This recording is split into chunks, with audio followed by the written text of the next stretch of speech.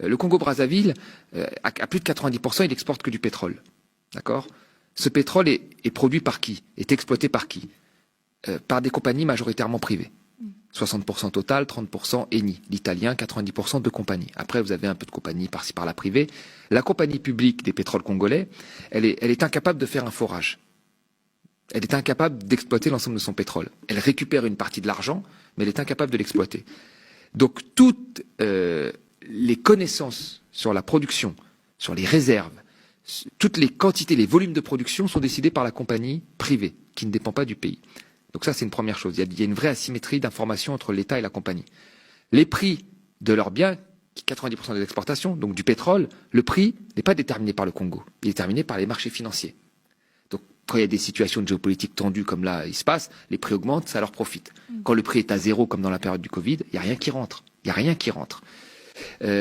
Donc on voit bien qu'il y a une très forte dépendance. Et ensuite, ce produit est exporté, transformé en France ou ailleurs, et l'État congolais rachète de l'essence à ces pays-là.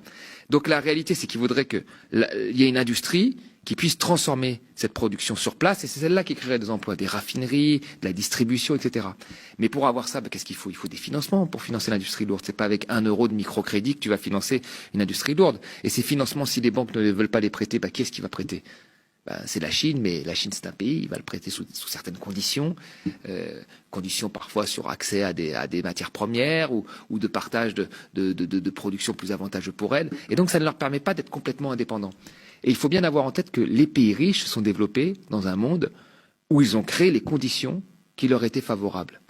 L'OMC, l'Organisation mondiale du commerce, c'est une organisation qui a favorisé beaucoup plus les pays riches que les pays pauvres.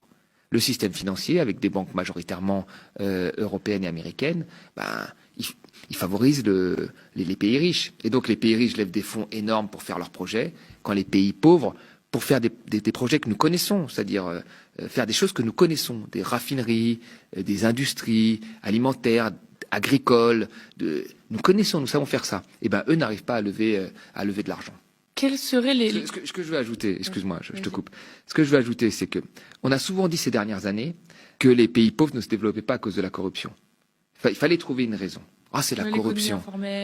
Voilà, ces gens sont corrompus, il y a de l'économie informelle, ils respectent pas les règles, ils sont corrompus, il y a même des gens qui allaient plus loin en disant ils sont un peu paresseux. Enfin, ça a toujours été un peu ça. Et on a retrouvé le même type de débat quand il y a eu la crise des dettes souveraines en Europe, où on a qualifié les pays du Sud de pigs, on les a appelés le Portugal, l'Italie, la Grèce et l'Espagne, on appelait ça des pigs, et on disait qu'ils étaient feignants, qu'ils étaient dans l'informel, qu'ils n'étaient pas comme les Allemands et les Français. Il y avait déjà ce débat existait déjà avec les pays africains. Ils ne travaillent pas, ils sont feignants, ils n'ont pas des bonnes formations, ils sont corrompus.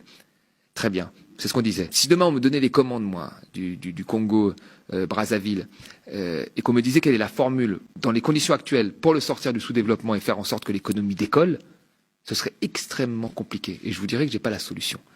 Parce que c'est un pays, en fait, qui n'a pas du tout les manettes du développement. Parce qu'il n'a pas accès au financement, comme j'ai dit. Parce qu'il ne maîtrise pas le bien principal qu'il produit. Parce qu'il ne maîtrise pas le volume et le prix. Et donc, développer un pays dans ces conditions, c'est extrêmement difficile. Donc, la corruption, en réalité, c'est un effet collatéral.